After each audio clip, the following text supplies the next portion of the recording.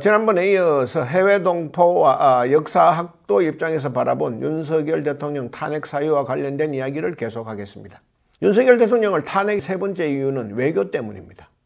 그는 취임 이후에 줄곧 국익을 위한 외교가 아니라 나라에 해를 끼치는 국회 외교를 하고 있습니다. 윤석열 정부의 외교의 본질을 보여주는 상징적인 장면 하나를 말씀드리겠습니다. 윤 대통령이 취임한 지 4개월 정도 지났을 때인 2022년 9월 뉴욕에서 있었던 일입니다. 그때 그곳에서는 글로벌 펀드 7차 재정 공약 회의라는 것이 있었습니다. 글로벌 펀드는 아프리카 등 저개발 국가의 에이즈, 결핵, 말라리아 등의 예방과 치료 재원을 조성하기 위한 국제협력기구입니다. 한국은 그곳에 2004년부터 2021년까지 18년 동안 총 6천만 달러 정도를 기여했습니다. 그런데 윤석열 대통령은 그날 그 모임에서 대한민국은 앞으로 3년에 걸쳐 1억 달러를 내겠다고 공약했습니다. 그 앞의 여러 정부에서 18년 동안 냈던 것보다 훨씬 더 많은 돈을 내겠다고 공언한 것입니다. 그런데 그 회의에서 윤 대통령은 바이든 미국 대통령을 만났습니다. 그리고는 선체로 48초간 대화를 나눴습니다. 그것을 윤 정부는 한미 정상회담이라고 했습니다. 그때 윤 대통령의 방미는 유엔 총회 참석이 주된 목적이었습니다. 그렇지만 미국으로 가기 전부터 유엔 총회가 끝난 후에 바이든 대통령과의 한미 정상회담이 예정돼 있다. 그 자리에서는 미국의 인플레이션 감축법에서 한국산 전기차들이 보조금 지원 대상에서 제외된 것, 또 앞으로 한미 간의 통화, 스와프 등 민감한 현안들이 논의될 것이다. 이렇게 대대적으로 홍보했습니다. 그런데 그렇게 장담했던 한미 정상회담은 선체로 48초간 귓속말 같은 것을 나눈 것이 전부였습니다. 사실 윤석열 대통령은 불과 3개월 전에도 바이든으로부터 홀대를 받은 적이 있습니다. 바이든 대통령이 다른 나라의 정상과 인사하러 가는 와중에 윤 대통령이 바이든에게 손을 내밀자 바이든이 멈춰서서 윤 대통령과 인사를 나누기는커녕 아예 쳐다보지도 않고 손만 내밀었던 소위 노룩악수의 수모를 겪었습니다. 그런데 3개월 만에 또 선체로 48초 동안에 행해진 기이한 정상회담의 홀대를 받자 그 세계 외교사의 길이 남을 그 유명한 말을 남겼습니다. 국회에서 이 새끼들이 승인 안 해주면 바이든은 쪽팔려서 어떡하나 하는 말이 바로 그 말입니다. 대강 사연은 이렇습니다. 윤석열은 그날 그 자리에서 글로벌 펀드에 3년에 걸쳐서 1억 달러의 지원을 약속했습니다. 그러한 자신의 공약도 한국 국회에서 털면 빌공짜 공약이 될 수밖에 없는 상황이었습니다. 근데 바이든이 그날 그 모임에서 글로벌 펀드에 3년에 걸쳐서 60억 달러의 자금 지원을 하겠다고 했습니다. 이제 그 말을 들은 윤석열 대통령은 바이든에 대한 섭섭함 때문인지 아니면 자신이 가치 외교의 아버지로 모시는 바이든에 대한 염려 때문인지 방송국에 마이크가 켜져 있다는 사실도 잊은 채 결국 그 말을 하고 만 것입니다. 새끼들, 바이든은 쪽팔려서 어떡하나. 이 발언에 대해서 이제 미국 언론들은 한국 대통령이 미국 국회의원들을 머저리라고 불렀다고 했습니다. 한국말로 새끼라고 한 것을 영어로 순화해서 얼간히 머저리라는 뜻의 이디엇으로 표현했습니다. 그런데 윤석열 정부는 그렇게 말하지 않았다고 한사코 부인했습니다. 그 방미에 동행했던 대통령실 홍보수석은 그 말을 이렇게 해석해 줬습니다. 윤 대통령이 미국 국회의원들을 이 새끼라고 한 것이 아니고 한국 국회의원들을 상대로 욕했다고 했습니다. 글로벌 펀드에 대한 자신의 3년 1억 달러 지원 공약을 한국 국회의원들 그 새끼들이 날리면 윤 대통령 본인이 국제사회에 대해서 쪽팔려서 어떡하나라며 걱정했다는 겁니다. 미국 국회의원들에게는 새끼라고 하면 안 되지만 한국 국회의원들에게 새끼라도 해도 되는 모양입니다. 아닌 게 아니라 윤 대통령은 그 후 줄곧 한국 국회를 새끼들의 집단으로 만들어버렸습니다. 전임자들은 빼놓지 않고 했던 국회 개원 연설도 하지 않았고 예산안 시정 연설을 하러 국회에 오지도 않았습니다. 국회에서 통과된 법률안은 번번이 거부권을 행사했습니다. 취임 2년 반 만에 무려 25번의 거부권을 행사해서 13명의 역대 대통령이 이끌어왔던 75년의 대한민국 헌정사 가운데 단위 시간당 압도적으로 많은 거부권을 행사했습니다. 발췌 개헌, 4.4 5.18 개헌 등을 하면서 집권 한 해당 4회꼴로 거부권을 행사했던 초대 대통령 이승만보다 단위 시간으로 보면 3배에 가까운 거부권 행사를 남발했습니다. 특히 1987년 민주화 이후에는 40년 가까운 세월 동안 7명의 전임 대통령이 행사한 거부권보다 더 많은 거부권을 행사했습니다. 민주화 이후 대통령 가운데 김영삼, 김대중, 문재인 대통령은 임기 중에 단 한 건의 거부권도 행사하지 않았습니다. 노태우, 노무현, 이명박, 박근혜 대통령도 1인당 평균 4건 정도의 거부권밖에 행사하지 않았습니다. 전임 대통령은 1년에 평균 1건 정도 거부권을 행사한 셈입니다. 그런데 윤석열 대통령은 1년 평균 10건 이상의 거부권을 남발하고 있습니다. 그 새끼들인 한국 국회의원들이 만든 법률안은 거부해도 된다는, 국회를 조금도 존중하지 않는다는, 그 헌법에 보장되어 있는 그 입법부의 권리에 대한 무시를 확실하게 보여주는 겁니다. 윤석열 정부는 출범 이후에 지금까지 줄곧 가치 외교를 말해왔습니다. 자유와 인권을 높은 가치로 여기는 국가들끼리의 단결을 강조했습니다. 그런데 국가 간의 사이에서 가치 중심의 외교는 설 자리가 없습니다. 오로지 국가의 이익만을 위한 외교가 있을 뿐입니다. 들어 가치를 부러짓는 경우도 있지만 국익과 부딪히면 바로 꼬리를 내립니다. 외교와 관련된 서양의 고사성어인 멜로스의 대화나 투키디데스 트랩, 또 동양의 고사성어인 합종연행 등은 모두 외교의 현실성을 말합니다. 강자가 약자를 지배하고 약자가 기어오르면 밟고 이익에 따라서 이리저리 연합하고 흩어지는 것이 외교라는 뜻입니다. 종교가 최고의 명제였던 중세 유럽에서도 구교 카톨릭의 수호자와 맹주를 자처했던 프랑스는 구교와 신교 간의 패싸움이었던 30년 전쟁에서는 오히려 신교 측을 지원했습니다. 종교적 원칙보다 현실적인 국가이익이 더 중요하다, 이렇게 판단했던 겁니다. 가치 외교의 본산인 미국도 마찬가지입니다. 대체적으로 자유와 인권을 지향한 외교를 펼치지만 그것은 미국의 국익과 관계없을 때에 국한됩니다. 미국을 위해서는 캘리포니아와 하와이 땅도 빼앗고 메이너 폭발 사건을 일으켜서 실질적으로 쿠바를 점령하기도 했고 베트남전 참전을 위해서 통킹만 사건도 일으켰습니다. 또 남미에서는 여러 차례 쿠데타를 지원하기도 했습니다. 가치 외교를 주장하면서도 중국과 꾸준히 협상을 하고 있습니다. 그런데 윤석열 정부는 중국과 거의 단교하다시피 해버렸습니다. 국익은 살아 움직이는 것이고 가치는 변하는 겁니다. 어제의 적이 오늘의 동지가 되고 오늘의 동지가 내일은 적이 되는 것이 국가 간 관계의 현실입니다. 그래서 외교의 기본은 모호성입니다. 교토 3굴, 위험지역의 토끼는 3개의 굴을 파둬야 살아남을 수 있습니다.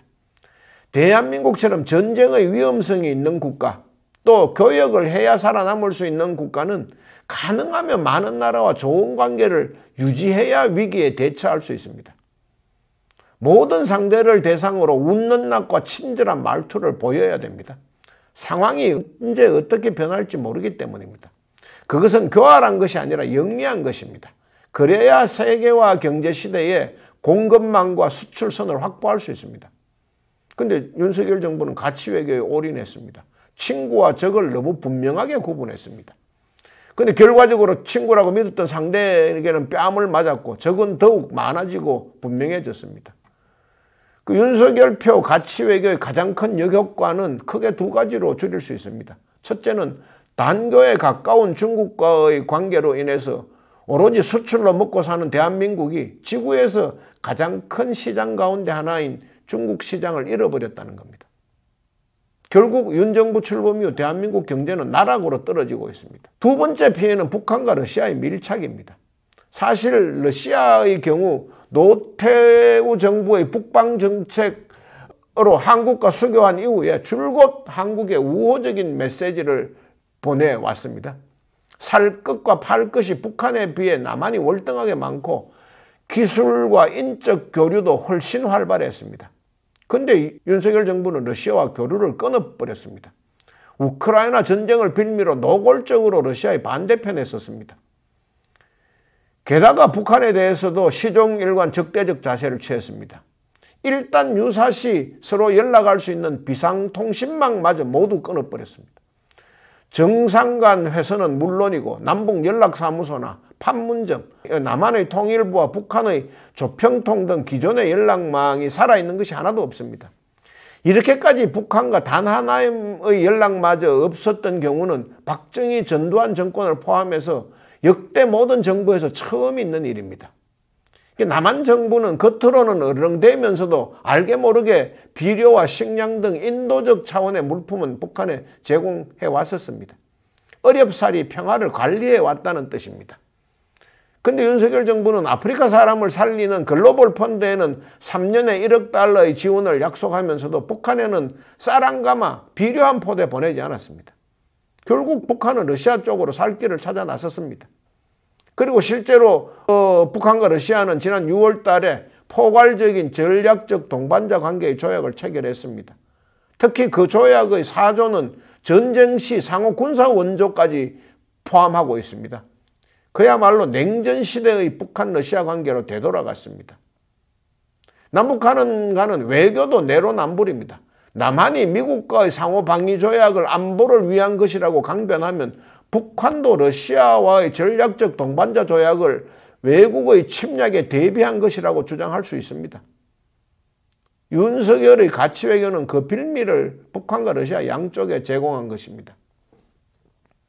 근데 윤석열 정부의 외교는 가치 외교의 폐해만 있었던 것이 아니고 논란 외교라는 또 하나의 장르를 개척했습니다. 집에서 새는 바가지 바깥에서도 샌다는 옛말이 윤 대통령처럼 정확하게 맞아떨어지기도 어렵다는 생각이 듭니다. 다시 나무위키를 인용하겠습니다. 나무위키 검색창에 윤석열 순방 관련 논란이란 제목으로 검색해보면 또다시 수십 개의 내용이 나옵니다. 엘리자베스 여왕 조문 취소 논란, MBC 취재진 전용기 탑승 불허 논란, 민간인 대통령 전용기 탑승 논란, 김건희 바이든 팔짱 논란, 리투아니아 순방 중에 명품 매장 방문 논란 등은 물론이고 마침내 가기로 했던 나라에 대해서 돌연 순방을 중단하는 일까지 벌어졌습니다. 정상들의 순방 외교는 최소한 몇 개월 전부터 관련 당사국의 수십 명의 사람들이 분단위로 일정을 조율해 두는 것이 관례입니다. 그것을 갑자기 중단하는 것은 상대국에 대한 결례는 물론이거니와 실제적인 피해도 엄청납니다. 예약했던 교통편과 숙박업소, 행사 장소 등 모든 것을 다시 물러야 됩니다. 그 위약금만 억 단위의 돈을 물어야 합니다. 특히 대통령과 정부에 잘 보이기 위해서, 최소한 밉보이지는 않기 위해서 선발 때까지 상대국에 미리 파견한 경우가 대부분인 경제사절단, 거기에 포함된 기업들의 손해는 산정하기도 어렵습니다. 너무 엄청납니다. 하여간 윤석열 외교는 거의 한 번도 조용한 적이 없었습니다. 한국의 언론에는 거의 보도되지 않았지만 다른 대통령들에게서는 볼 수 없었던 기상천외한 실수나 외교 결례가 빈발했습니다. 방명록을 적지 못해서 쪽지를 보고 적기도 하고 회담장 입구를 찾지 못해서 지나쳐 가는 등 갖가지 해프닝이 연출됐습니다. 이대로는 곤란합니다. 정말. 윤석열 대통령이 탄핵되어야 하는 네 번째 이유는 역사의 왜곡과 훼손입니다.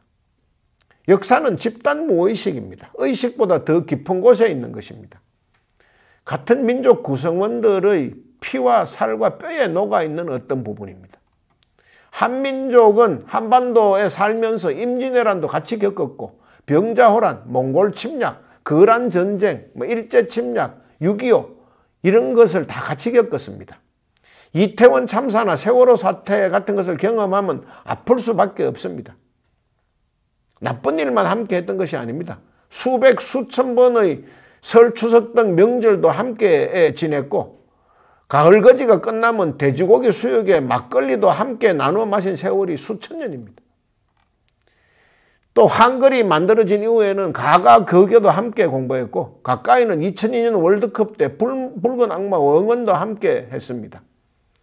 순댓국, 설렁탕, 곰탕, 만두, 냉면 이런 음식을 같이 먹고 살아온 사람들입니다. 그러니까 집단 무의식이 같은 사람들, 즉 역사를 함께 해온 사람들은 일정한 조건에서 반응도 비슷하게 나타냅니다. 외국에 나갔을 때 어딘가에서 우연히 애국가나 아리랑 곡조가 들리면 갑자기 가슴이 뛰고 눈물이 맺힙니다. 그런데 윤석열은 집단 무의식을 상처받게 했습니다.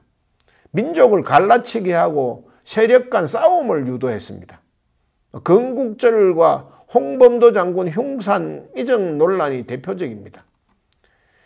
국가적 기념일은 민족 구성원의 합의로 만들어지는 것입니다. 10월 3일을 우리 민족의 하늘이 열린 날로 하자고 합의했고 그래서 그날이 개천절이 된 것입니다. 호국 영령은 현충일에만 추모해서는 안 됩니다. 그러나 특정한 하루를 정해서 이날만큼은 민족 구성원 전체가 나라를 지키다 숨진 이들의 뜻을 기리자면서 6월 6일을 현충일로 제정한 것입니다. 대한민국을 세운 날도 그렇습니다. 재헌헌법에 그 날짜를 규정했습니다. 유구한 역사와 전통에 빛나는 우리들 대한국민은 기미 3.1 운동으로 대한민국을 건립하여 세계에 선포한 위대한 독립정신을 개성해서 이제 민주 독립국가를 재건한다. 이렇게 재헌헌법의 전문에 기재되어 있습니다. 대한민국은 세계적으로 유례를 찾기 힘든 범국민적 비폭력 만세운동인 3.1절이 일어난 해인 1919년에 건국됐습니다. 3.1 운동이 일어났던 그 해에 우리 민족의 독립의 아버지들이 상해의 임시정부를 수립하고 대한민국의 건국을 선포했습니다. 그렇다면 그 해가 대한민국 건국의 기원인 것입니다. 미국은 1776년 7월 4일을 독립기념일로 정해서 기념하고 있습니다. 그런데 초대 워싱턴이 대통령에 취임해서 미국 정부가 처음 출범한 해는 1789년입니다. 미국이 독립기념일로 삼은 날은 정부 수립보다 무려 15년 전이고 사실 그때는 제대로 독립전쟁이 시작되지도 않았습니다. 그런데 미국 독립의 아버지라 불리는 사람들, 소위 파운딩 파더스들이 그날 영국으로부터 독립을 선포했기 때문에 독립기념일이 된 것입니다. 미국은 아무도 워싱턴이 초대 대통령으로 취임한 날을 독립기념일 또는 정부 수립일로 하자고 하지 않습니다. 아일랜드, 베트남, 멕시코 등 국권을 잃었다 되찾은 대부분의 나라들이 거의 그렇습니다. 독립의 지도자들이 독립을 선포한 날을 건국기념일로 잡습니다. 일본은 아예 신화의 인물인 진무가 초대 천황으로 즉위한 기원전 660년 2월 11일을 건국기념일로 삼고 있습니다. 따라서 이러한 것은 새삼 거론할 필요가 없는 문제입니다. 그걸 건국절을 언제로 하느냐 하고 자꾸 이야기하는 것은 싸움을 위한 싸움, 논란을 위한 논란을 만들 뿐입니다. 홍범도 장군 흉상 문제만 해도 그렇습니다. 홍범도 장군이 봉오동 전투의 영웅이라는 것은 누구나 알고 있습니다. 봉오동 전투는 일본의 침략에 무력으로 맞서 싸운 우리의 여러 독립 전투 가운데 가장 큰 성과를 얻은 것입니다. 그러한 독립의 영웅의 흉상이 육군사관학교에 세워져 있는데 새삼스럽게 그것을 다른 데로 옮겨야 한다면서 분란을 일으킨 이유를 도저히 짐작하기 어렵습니다. 나중에 그분이 소련 공산당과 손을 잡은 적이 있다는 것이 이전의 이유라고 주장하지만 그것은 그 연해주라는 소련의 관할 지역에서 소련의 도움 없이는 독립운동을 할 수 없는 불가피한 상황이었기 때문에 그렇게 한 것입니다. 그것이 흉상 이전의 이유라면 공산국가인 소련과 손잡고 2차 대전을 벌였던 미국도 지탄의 대상이 되어야 할 것입니다. 더 비근한 사례는 수없이 찾을 수 있을 것입니다만 그렇게 하면 저 역시 싸움을 위한 싸움에 휘말릴 공산이 크기 때문에 생략하겠습니다. 민족의 집단 무의식인 역사에 상처를 가하면 사람들은 자꾸 싸우고 편가르기를 하게 됩니다. 그렇게 되면 일상에서 만나는 사람조차 은연중에 내 편인지 네 편인지를 가리게 되고 간을 보게 됩니다. 그런 것이 자꾸 쌓이면 삶의 긴장이 높아지고 우리는 왜 맨날 싸울까 하며 사는 것이 행복하지 않게 됩니다. 집권자, 권력자는 상처를 싸매주고 가려줘야 하는 것이 이 본연의 역할입니다. 그런데 윤석열 대통령이 자꾸 편가르기를 합니다. 자신의 정책을 반대하고 집권 능력과 자세를 비판하는 사람을 무조건 종북, 반국가 세력으로 몰아붙입니다. 자신에게 조금만 듣기 싫은 소리를 하면 상대가 학생이든 의사이든 정치인이든 입을 털어막고 사지를 번쩍 들어서 그 자리에서 내쫓아버리는 그야말로 입털막 정권이 되어버렸습니다. 그런데 입털막보다 더 무서운 것은 귀털막입니다. 자신의 길을 틀어막아버리면 세상의 소리는 들리지 않습니다. 자기만 옳고 세상은 다 틀렸다고 하기 십상입니다. 그 깃털막의 끝은 환청이고 환각입니다. 자신만 그런 정상이 있을 때 온 국민에게 그런 정상이 전염되기 전에 윤석열 대통령은 한시바삐 그 자리에서 내려왔으면 좋겠습니다. 그 윤 대통령이 탄핵돼야 하는 이유 5번째, 대일 굴종 외교에 대해서 말씀드리겠습니다. 역사는 집단 무의식이라는 것은 이미 말씀드렸습니다. 그런데 한민족의 집단 무의식 가운데 가장 몸서리치게 나쁜 것은 일본에 대한 기억입니다. 서기 200년에 진구왕후라는 여자가 한반도 남쪽인 사만을 정벌했다는 것에서부터 시작해서 4세기에 가야의 일본의 통치기구인 일본부를 세웠다는 임나 일본부설, 고려시대 때부터 수백 년간 한반도 해안을 괴롭혔던 왜구들의 침략, 또 우리 조상들의 코와 귀를 베어가서 코무덤과 귀무덤을 만들고 최소 수만, 많게는 10만 명 이상을 포로로 잡아가서 유럽의 노예 상인들에게 팔아 넘겼던 임진왜란, 마침내 20세기에는 국권까지 빼앗고 조선인은 때려야 말을 듣는다면서 조선인에게만 적용했던 조선인 태형령, 총알을 아낀다며 3,000명이 넘는 조선인들을 주로 죽창으로 찔러 죽였던 경신참변, 지진으로 인한 폭동 등의 사회 불안을 우려해서 조선인들이 우물에 독을 탔다면서 조선인들을 지진 피해의 방패로 내세워서 적게는 6,000명에서 많게는 2만 명 이상의 조선인을 학살했던 관동 대지진 때의 조선인 대학살 등 일본과 연관된 기억은 좋은 것이 거의 없습니다. 거의 우리가 피해를 입은 것입니다. 그런데 윤석열 정부는 일본에 대한 이러한 한민족의 집단 무의식을 파괴하고 있습니다. 일본은 좋은 나라이며 일본을 상전처럼 받들기를 강요하고 있습니다. 외교를 한답시고 시종일관 일본 총리만 만났습니다. 기시다 후미오 총리와는 그가 퇴임할 때까지 2년 4개월 동안 이곳저곳에서 무려 12번이나 만났습니다. 국가의 정상끼리 2달에 한 번꼴로 정상회담을 가진 것은 세계 외교사의 전례가 없는 일입니다. 그런데 만날 때마다 일본 측에 뭔가를 내줬습니다. 처음에는 강제징용 피해자 배상을 일본이 원하는 식으로 해결해 줬습니다. 제3자 변제안입니다. 소위 피고인 일본 기업이 아닌 한국재단이 배상을 대신한다는 것이었습니다.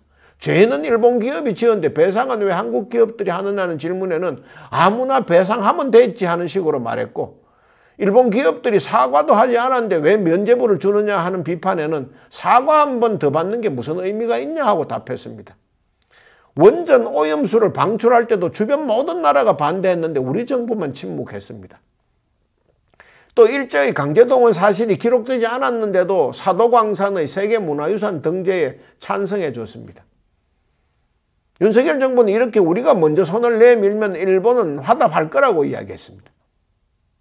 특히 윤석열 정부 관료들의 태도가 아주 눈에 거슬립니다. 윤석열 대통령 임기 초반에 박진 외교부 장관은 우리가 물컵의 반을 먼저 채웠으니 일본이 이 나머지 반을 채워줄 것으로 기대한다고 했습니다. 앞에서도 말씀드렸지만 외교의 기본은 모호함입니다. 관계도 찔끔찔끔이어야 합니다. 그런데 우리가 먼저 반을 덜컥 채워버렸습니다. 속을 훤히 들여다 보여준 것입니다. 일본은 전혀 잔을 채우지 않았습니다. 최근에 보여준 사도광산 유네스코 등재 1주년 기념식이 상징적인 장면입니다. 일본은 조선인 노동자 강제징용 자체를 언급하지 않았습니다. 박진의 발언보다 더 끔찍했던 것은 김태효 국가안보실 1차장의 발언이었습니다. 김태효는 윤석열 정부 2년 반 동안 안보실장은 4명째 교체됐는데 자신은 내내 그 자리를 지키고 있는, 실제로는 그가 안보실장을 갈아치우고 있다는 소문이 드는 이 자타가 공인하는 윤석열 정부의 외교안보 실세입니다. 근데 그는 우리 정부가 일본에 대해서 할 말을 못하고 있다는 지적에 대해서 그 유명한 중일마 발언을 했습니다. 중요한 것은 우리의 뜻이 아니라 일본의 마음이라고 했습니다. 대일 외교에서 중요한 것이 우리의 뜻이 아니라 일본 측의 태도라고 못 박았습니다. 제가 최근에 가장 놀랐던 것은 대한민국 주일 대사라는 사람이 공식 석상에서 공공연히 말끝마다 일한관계라고 반복해서 읊어대는 것이었습니다. 국가 간의 호칭은 항상 자국이 먼저입니다. 상대가 아무리 강대국이라도 마찬가지입니다. 그것이 국가의 자존심입니다. 당연히 우리와 미국과의 관계는 한미관계이고 일본과의 관계는 한일관계입니다. 한중, 한러, 한베트남, 한사우디 등 예외가 없습니다. 호칭은 굉장히 중요한 의미를 내포합니다. 서열과 순위, 자기중심성, 자존감 따위를 포함하는 경우가 많습니다. 아버지와 아들, 어머니와 아들 관계의 호칭은 통상 부자, 모자로 불립니다. 아들을 앞에 둬서 자부 혹은 자모라고 하지 않습니다. 스승과 제자도 마찬가지입니다. 사제간이라고 하지 제사간이라고 하지 않습니다. 우리 측의 입장에서는 언제나 한일 관계일 뿐이며 서로의 관계를 우리가 먼저 일한 관계라고 칭하면 그것은 식민지 백성으로서 신하의 예를 표하는 것에 다름 아닙니다. 한국 대사가 일본 측에 대해서 공식적인 자리에서 먼저 일한 관계라고 하는 것은 식민지 근성이 아니면 정신착란일 따름입니다. 역시 배경을 알아보니 아니나 다를까였습니다. 그는 일본 대학에서 조교수로 재직한 바가 있고 일본이 주는 상과 장학금을 받았던 적도 있습니다. 소위 말하는 일본이 정책적으로 키운 일본 장학생일 가능성이 농후합니다. 저는 윤석열 정부의 일본 일변도 외교는 처음에는 병으로 알았습니다. 시간이 지나면 차차 나아질 것이라고 생각했습니다. 그런데 알고 보니 일본 병이 아니라 일본이라는 종교, 일본 교를 믿는 것이라는 생각이 들었습니다. 병은 원인을 찾을 수 있는 경우가 많지만 종교는 원인도 없습니다. 그냥 그것이 좋고 그냥 믿는 겁니다. 어느 무속인의 영향 때문인지는 모르겠지만 윤석열 정부의 일본 지향성은 그냥 종교입니다. 어떤 사람은 군사적, 경제적 우방에 대한 상호 설린일 뿐이라고 이야기합니다. 그러나 그것은 옛 상전을 대하는 듯한 굴종적인 태도가 아닌 당당한 태도로 대해도 얼마든지 상호 설린의 관계를 유지할 수 있습니다. 우리가 일본과의 관계가 중요한 것은 틀림없는 사실입니다. 위치상 가장 가까운 국가이고 경제적으로도 교역의 비중이 매우 높은 서로 간에 도움을 주고받을 수 있는 나라입니다. 그렇지만 기본적으로 대동한 관계여야 하고 당당한 태도를 가져야 합니다. 50%를 미리 주고 기다려서도 안 되고 하수인 노력을 하는 것이 중요한 것은 그들의 마음이라며 일본의 눈치만 봐서도 안 됩니다. 일한 관계는 더더구나 안 됩니다. 그것이 용납되면 중국과도 중한 관계가 되고 하다못해 북한과도 북남 관계가 됩니다. 그래서는 안 됩니다. 따지고 보면 윤석열 정부의 역사에 대한 왜곡과 폄훼도 뒤에는 일본 세력이 있는 것이 아닌지 의심스럽습니다. 건국절 논쟁이나 홍범도 장군 흉상 이전은 일제가 한반도를 강점했다는 사실조차 잊어버리도록 만들자는 일본 거구 세력의 원대한 계획이 배후에 있고 윤석열 정부는 하수인 노릇을 하는 것이 아닌가 하는 의심을 지울 수 없습니다. 북한을 계속 자극해서 안보 위기를 부추기는 것조차 일본의 사주를 의심하게 합니다. 일본은 한반도가 통일되는 것을 세계에서 가장 무서워하고 싫어하는 나라입니다. 또 한반도에서 또다시 전쟁이 터지면 6.25 때 그랬던 것처럼 자신들의 잃어버린 30년을 한꺼번에 반가이 만회할 수 있다는 것이 일본의 속셈입니다. 대일 굴종 외교로 한민족의 자존심을 뭉개고 있는 윤석열 대통령은 한시바삐 탄핵돼야 됩니다. 오늘은 여기까지 하겠습니다.